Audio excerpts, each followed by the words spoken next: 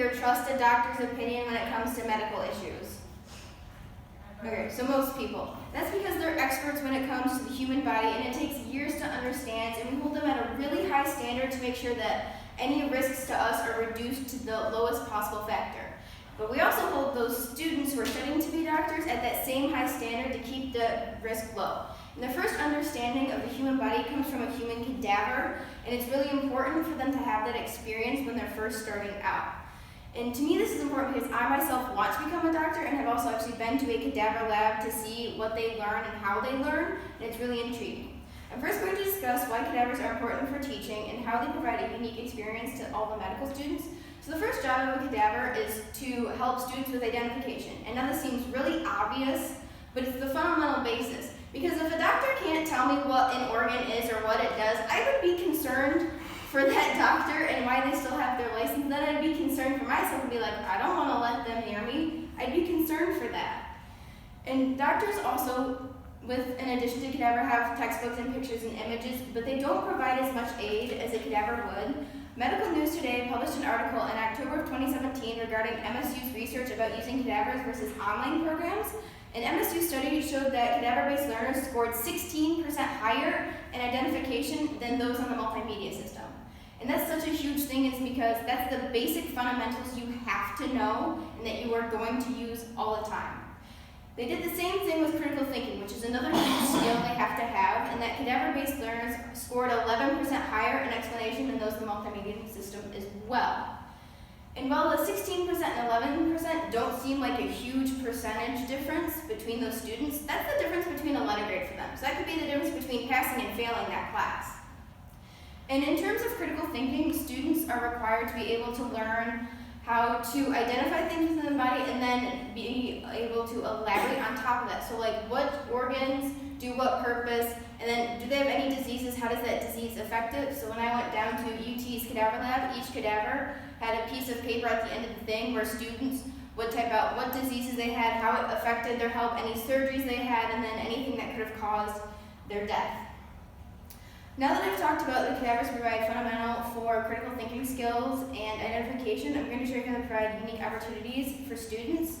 So pictures and textbooks, while they are helpful, just can't provide that same sort of feeling for students, and it doesn't always encompass like what things are. So when I went to the cadaver lab, I was astounded by the cadaver's liver and their kidney. So we were able to hold some of the organs that they had taken out, and the liver was like this big, and I couldn't understand how the textbook made it fit all nice and neatly on top of it, and I'm like, how is it supposed to sit this way? Or how is it supposed to fit in there? Because it just doesn't seem like it would when I got to actually see it in person. And the same thing with the kidneys, I didn't realize how small they were.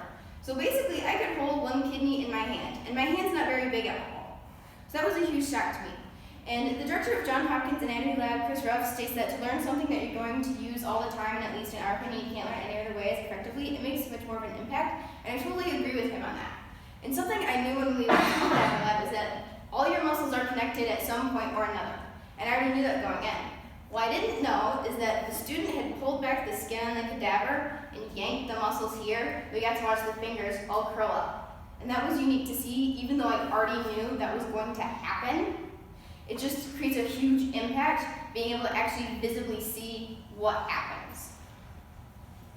Imhoff also states that there's something about the hands-on process of dissection, that sense of discovering each organ's location, of identifying abnormalities in your specific cadaver's bodies that can't be replicated. Each set of students that come in gets a different cadaver, and no one shares the same life, so each of them have different things that go on, so therefore they can have different diseases, different surgeries, anything that can affect how they learn. And while cadavers provide a fascinating look, they teach students, how to handle their emotions as well, which is something I don't think everyone quite understands, because you are dissecting a human body, and that is such a huge and daunting factor, and to be able to do that, a lot of students have to block it out. But they also have to be able to show respect to the cadaver, because that was, once a living person, a living human being.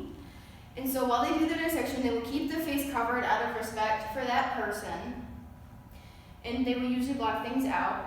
And I myself was doing the same thing when we went down to the cadaver lab until the very end, when I noticed a small, tiny detail that really got to me. So our cadaver was a she, and as we were leaving the lab, I noticed that her toenails were painted pink.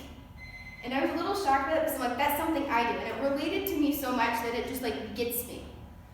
And they keep holding like respect for that, even though certain emotions will get to them. You have to hold respect to the cadaver because they were once a living person. And so when they are done with the cadaver, they will hold a memorial service for them out of respect, because they donated their body to science and allowed them that opportunity for them. So in conclusion, cadavers help for fundamentals such as identification and critical thinking, and provide unique hands-on learning, and also teach students to handle your emotions.